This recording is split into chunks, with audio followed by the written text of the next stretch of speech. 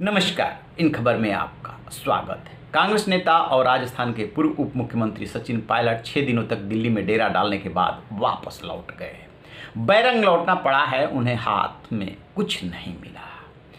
जैसे ही वो जयपुर पहुंचे, उनके कट्टर समर्थकों में गिने जाने वाले विधायक वेद प्रकाश सोलंकी और इंद्राज गुर्जर ने उनसे मुलाकात की। इसके बाद वेद प्रकाश सोलंकी का बयान आया कि अभी हम कलयुग के देवता की पूजा कर रहे हैं क्योंकि आस्तिक है। उनका इशारा अशोक गहलोत की तरफ है, वो कलयुग के भगवान है। इसमें तंज भी है, व्यंग भी है और आगे की स्ट्रेटजी भी है। साथ में ये कह रहे हैं कि जब हम नास्तिक हो जाएंगे तब हम बात नहीं करेंगे। समझ लीजिए इशारा। लेकिन अब दूसरा सवाल कि क्या चाहते हैं अशोक गहलोत? सचिन पायलट किस बात पे अड़े हुए थे? दरअसल सचिन पायलट ये चाहते हैं कि जब मंत्रिमंडल बना था तो उनके 6 मंत्री थे, फिर से उनके 6 मंत्री बनाए जाए। अशोक गहलोत का कहना है कि उनके 3 मंत्री जो उनके कोटे से बने थे ऑलरेडी कैबिनेट में हैं, लिहाजा उनको 3 ही सीटें और दी जा सकती है। सचिन पायलट इसके लिए इसलिए तैयार नहीं हो रहे हैं, कह रहे हैं कि वो तो आपके पाले में चले गए थे तो फिर मेरे समर्थक कैसे? ठीक है कि शुरू में वो हमारे कोटे से बने थे, लेकिन बाद के दिनों में वो आपके तरफ सरक गए। यहाँ पे बात अटकी है। सचिन पायलट को ऐसा लग रहा है कि यदि 6 से कम विधायकों को मंत्रिमंडल में जगह मिलती है तो उनका कद छोटा होगा। फिर ये सवाल उठेंगे कि बगावत करने से क्या मिला, फिर क्या स्ट्रेटजी बना करके आपने बगावत की थी। और होता ये है सत्ता में कि जिसके पास सत्ता रहती है वहीं पे मक्खी जाती है।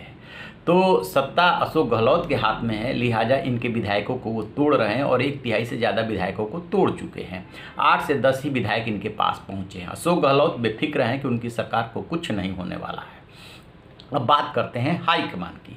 हाईकमान क्या चाहता है? हाईकमान ये चाहता है कि सचिन पायलट थोड़ा और धैर्य बना के रखें, क्योंकि अशोक गहलोत की ये लास्ट पारी है। इस बार तो मुख्यमंत्री वही रहेंगे, आगे उनके लिए बहुत समय है।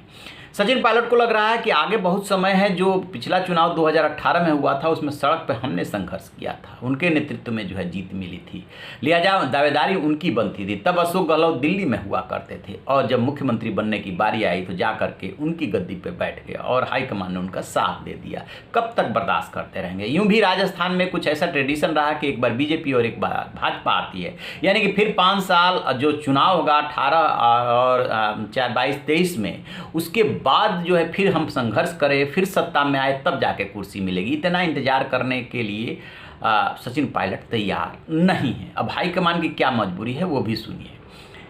हाईकमान की तरफ से जो अजय माकन है, उन्होंने अशोक गहलोत से बात की है टेलीफोन पे। उन्होंने कहा कि मैं तो अभी क्वारंटीन हूँ, स्वास्थ्य लाभ ले रहा हूँ। दिल्ली आने को कहा गया, लेकिन संभवतः उन्होंने ये बात टाल दी और वो किसी भी सूरत में 3 से ज़्यादा मंत्री पद सचिन पायलट को देने को तैयार नहीं है। हाईकमान के सामने दुविधा हो गई है कि ऐसा ना हो कि सचिन पायलट को मनाने के चक्कर में अशोक गहलोत नाराज हो जाएं। अभी तो वो सरकार पिछली बार भी बचा ले गए थे और इस बार भी बचा करके चल रहे हैं। उनको बहुमत का या माइनॉरिटी में आने का कोई खतरा नहीं है, इसलिए सचिन पायलट से धैर्य की उम्मीद कर रहा हाईकमान। अब सबसे बड़ा सवाल ये सोचिए कि जो पंजाब में परिस्थितियाँ हैं और जो राजस्थान में परिस्थितियाँ हैं, उसमें कांग्रेस नेतृत्व भी क्या करे। जब शीर्ष नेतृत्व कमजोर होता है तो क्षेत्रीय छत्रप सिर उठाते हैं, चाहे कैप्टन अमरिंदर हो और चाहे अशोक गहलोत हो। दोनों यही काम कर रहे हैं। शीर्ष नेतृत्व का उतना भाव नहीं दे रहा है जितना कि उम्मीद की जा रही थी। अजय माकन से बातचीत में उन्होंने साफ साफ संकेत दे दिया कि मंत्रिमंडल का विस्तार टालना पड़े तो टाल देंगे। फिलहाल राजनीतिक नियुक्तियां कर रहे हैं, बोर्ड में जहां जहां एडजस्ट हो सकता है सचिन पायलट के समर्थकों को एडजस्ट करेंगे, लेकिन जहां तक मंत्री पद की बात है वो तो 3 ही मिलेंगे। यहीं पे बात अटकी हुई है। अब सोचिए कि जो उस राज्य का प्रभारी है अजय माकन, वो बात कर रहे हैं, वो इस तरीके से जवाब दे रहे हैं और स्वास्थ्य का हवाला दे रहे हैं, तो हाईकमान भी क्या करे? चूँकि सरकार सुरक्षित है इसलिए अभी हाईकमान कुछ नहीं करना जा रहा है। सचिन पायलट के पास भी ज़्यादा विकल्प नहीं है, वेट एंड वॉच करो की नीति पे वो चल रहे हैं। आगे कोई रास्ता निकल जाए, क्योंकि राजनीति में कभी भी कोई भी बड़ा डेवलपमेंट हो सकता है, तो कह नहीं सकते। फिलहाल अशोक गहलोत भारी पड़ रहे हैं। तो आप रहिए न बेखबर, देखते रहिए इन खबर। Thank you.